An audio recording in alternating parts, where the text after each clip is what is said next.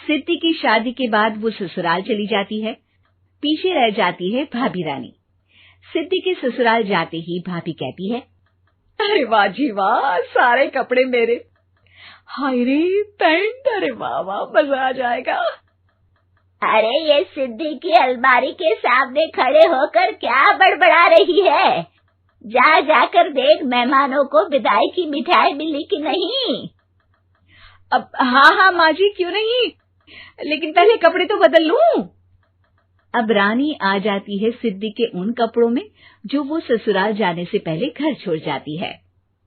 अरे रानी, कुछ दिन रुक जाती।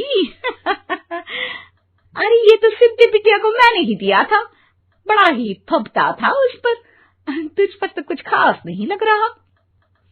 अब वो ना मेरे सारे कपड़े गीले थे तो सोचा पहन लूं। वैसे भी सिद्धि को कौन सा भी पुराने आउटडेटेड कपड़ों को पहनना है। हाँ ठीक है, लेकिन ना मेरी सिद्धि पर तो जमता था। सारे मेहमान चले जाते हैं और सिद्धि ससुराल से मायके पहली बार आती है। अपना घर, अपना कमरा, अपनी अलमारी। ये बोलकर जैसे ही सिद्धि अलमारी खोलती है तो सामने उसके कपड़ों की जगह कुछ और ही रखा होता है। माँ, जरा कमरे में तो आना। सास और रानी वहां पहुंच जाते हैं। रानी ने पहनी होती है सिद्धि की जींस और टी शर्ट।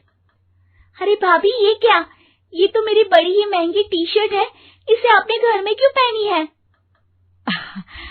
अरे बहुत मिलती है दीदी ये चौक की मार्केट में, 150 में। ओ भाभी प्लीज, ये एरोपोस्टल है, 2000 की एक टी शर्ट। अब क्या बोलूं? भाभी, ये मेरी अलमारी में छोटू के कपड़े, तो मेरे कपड़े कहाँ हैं? मेरी अलमारी में?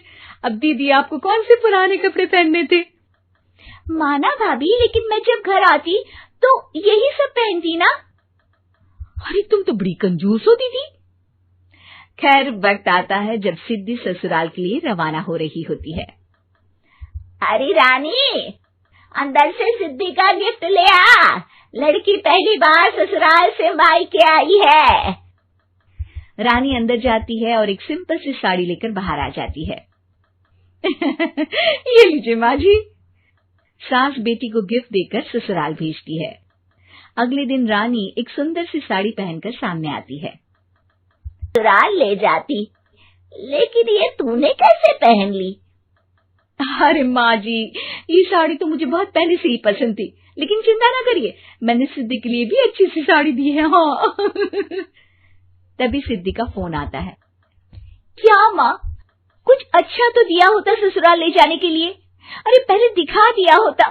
ये चमकते हुए पैकेट में नौकरानी वाली साड़ी मत दिया करो माँ।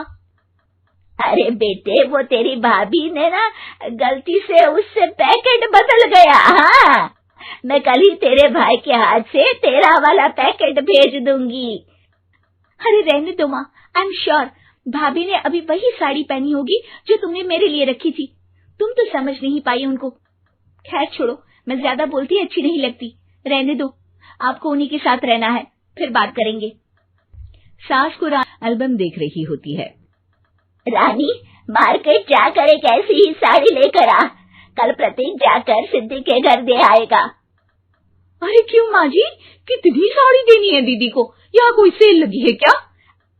अरे चुप कर, मेरे बेटी के हिस्से की साड़ी खुद पहन ली, अब ज्यादा ज्ञान बांट रही है। एक दिन सिद्धि का फोन आता है। माँ, मेरी सास ने आप सबको खाने पर बुलाया है। सारे लोग सिद्धि के ससुराल पहुँचते हैं। खाना खाकर वो लोग निकल रहे होते हैं कि सिद्धि की सास सभी को गिफ्ट देती है। अरे बहन जी, बेटी के घर का खाना खा लिया, यही बहुत है, जो आप ऊपर से गिफ्ट भी दे रही है। बातों पर विश्वास कर रही है। सास सभी को गिफ्ट देती है, लेकिन रानी को जो साड़ी देती है वो अजीब सी हरे रंग की, लाल रंग की बड़ी छाप वाली होती है। अरे छी, ये कौन पहनेगा? सासू माँ को तो जरी वाली इतनी सुंदर, और मेरे लिए ये नौकरानी वाली। अरे भाभी, दरअसल मैं जब भी घर आती थी आप वापसी में ऐसी ही साड़ी देती थी ना, तो माँ ने सोचा कि आपको आपकी पसंद की ही साड़ी क्यों ना दी जाए। बेचारी रानी, बोलती भी तो क्या। सिद्धि और सास रानी का चेहरा देखकर हंसने लगती है, तो रानी समझ जाती है कि अपने ही बिछाए जाल में वो फंस चुकी है।